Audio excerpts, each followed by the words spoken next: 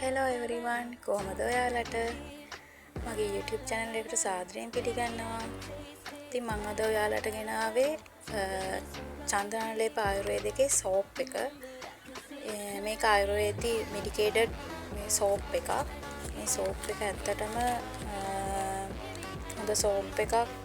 ඒකේ ingredient list එක කිව්වොත් සුදු හඳුන්, කස්තුරික හා වෙනිවැල්, සැවැන්දරා, සුවඳ ගොට්ටම්, වැල්මි, කොහොඹ සමග මේ තමයි එකතු වෙලා හැදලා තියෙන සෝප් එකක්.